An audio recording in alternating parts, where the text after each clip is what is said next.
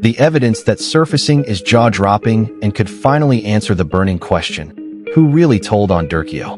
One of the most explosive accusations involves Brick Baby and his alleged connection to federal informants. The tension is palpable as claims are flying in both directions. Brick Baby and Whack 100, two prominent figures who've had a long-standing beef despite working under the same platform, have been openly accusing each other of being federal snitches. Back in 2022, Brick Baby went public claiming that Whack 100 was working with the feds.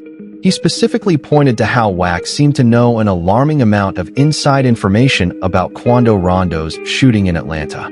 Whack is a snitch, Brick Baby said during an interview. How do you know all this unless you're getting police reports?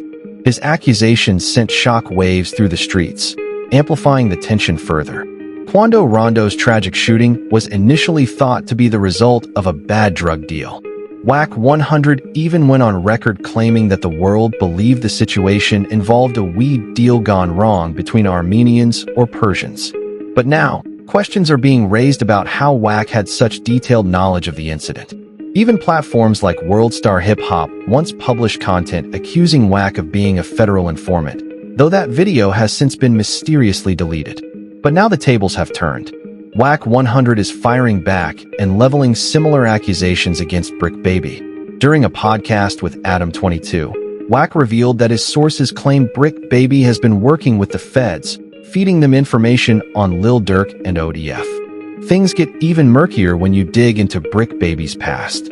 Just months before Lil Durk and other ODF members were arrested, Brick Baby's house was reportedly raided by federal agents. While he was picked up by the feds and bailed out by Adam 22, no charges were ever officially brought against him. According to Whack, this is a red flag, proof that Brick Baby is compromised and cooperating with authorities to avoid charges himself. Well, months later, Whack 100 finally spilled the tea on why Brick Baby had been swooped up by the feds at his house. According to Whack, Brick Baby had snitched on Lil Durk and the ODF during a podcast appearance, drawing the feds' attention in a major way. This all came to light in February 2023 when Brick Baby went on a podcast with Poetic Flacco and dropped a bombshell out of nowhere. He casually revealed, "I guess they can't say ODF didn't slide for King Von anymore." The statement sent shock waves through the streets, sparking major controversy. While on the show, Brick Baby even went as far as to confirm that ODF had allegedly taken out Quando Rondo's cousin Lil Pop in retaliation for King Von's death. "You can't say that no more," he said, referring to claims that ODF hadn't avenged Von's passing. "Oh yeah, cause of... Wait. No, like who died? Cause Lil Pop." The casual delivery of such a revelation left everyone stunned. But here's where things get even crazier. Brick Baby wasn't the only one spilling secrets. Around the same time, Lil Durk himself went on DJ Academic's podcast and made some eyebrow-raising comments. When Academics asked him about fans demanding he slide for Von, Durk gave a cryptic response that seemed to align with Brick Baby's earlier statements. "They used to say it," Durk said, addressing the slide for Von comments. "But I just don't see those comments anymore for some reason. I don't know, maybe it's the water." The implication was clear. Something had happened behind the scenes that silenced those remarks, leaving fans to speculate about what Durk wasn't saying outright. After Brick Baby's podcast appearance, the feds wasted no time taking action. Whack 100 later revealed that the feds used Brick's statements as a basis to obtain a search warrant. Their main target? Brick Baby's phone, which reportedly contained some very incriminating information. At the time, however, Brick Baby didn't admit the feds were after his phone. Instead, he told people he was dealing with a gun charge involving an AK-47. "March, the feds get on Brick," Whack said. "We don't know this. We're under the presumption that it's an AK-47 case." But what really happened was they came there to get his cell phone. Things got even more suspicious when Brick Baby was never charged following his supposed gun charge.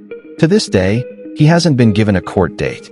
This is highly unusual, especially since Brick is a felon and a known gang member.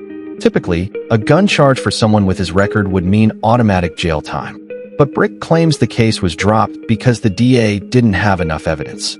According to Brick Baby, the DA didn't reject the charge outright. They just lacked the confidence to win a trial. They got to look at the case and say, "Can I beat this in trial?" Brick explained, but the internet wasn't buying it. The comment section was quick to call him out, accusing him of lying and being a snitch. "A felon catching gun charges is one of the worst things you can do to get time," one comment said. Another user slammed Brick Baby directly, writing, "Brick is such a snitch, he's lying through that huge gap in his teeth." Yet another chimed in.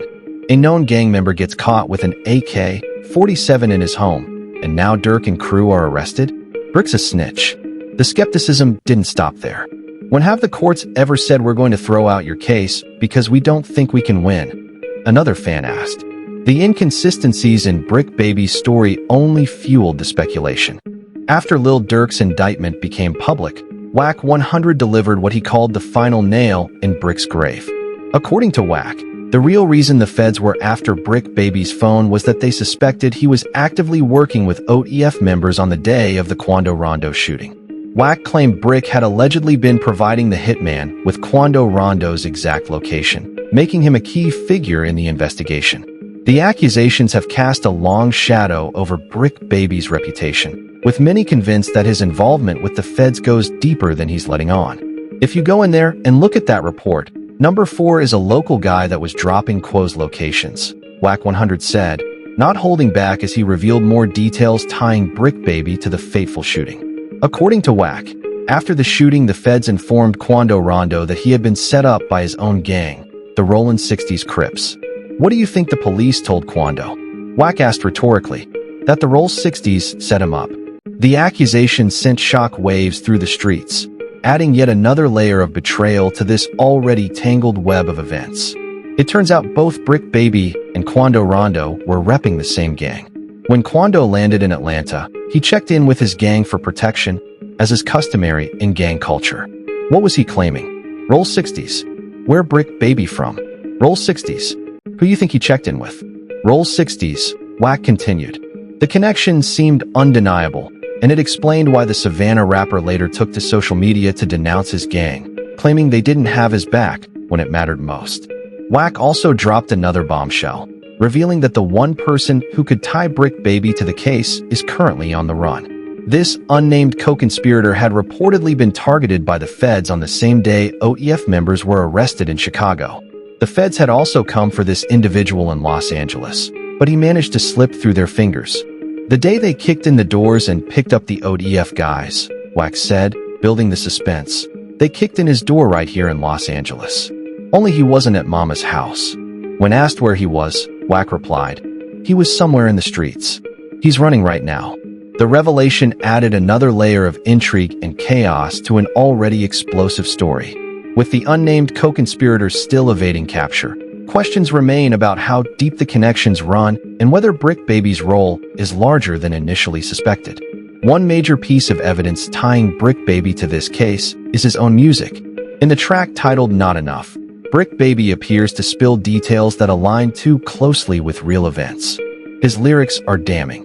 "He was dirking, trying to hit. Now he in a blunt. We dropped 100 shots. Go dig your partner up." In another part of the song, he adds, "The last one we turned into a pack. We got 1,000,000 plus." The accusations against Brick Baby are becoming clearer and harder to ignore with each passing day. His public statements, cryptic lyrics, and alleged involvement in the case are painting a picture that's difficult to defend. But here's the thing. Brick Baby isn't the only one affiliated with OEF facing accusations of snitching. One of Lil Durk's closest homies, OTF Jam, is being called out for being a snitch himself, and his story is just as wild. From reports of his baby mama being tragically killed to allegations that he betrayed Durk first, the twists and turns in his saga are enough to leave anyone speechless. Rumors are now swirling about an individual named OTF Jam, with claims that he either wore a wire or cooperated with federal investigators in some other way. The streets are buzzing with speculation, and the implications are massive. As more information trickles out, the narrative around Brick Baby and OTF Jam continues to evolve. Since the news of OTF's downfall hit the public, one name keeps surfacing as the alleged informant, OTF Jam. Things went from bad to worse for Jam after photos surfaced of him in a compromising position with federal authorities. The images, showing him in an interrogation room enjoying a meal of fries and fried chicken, went viral almost instantly.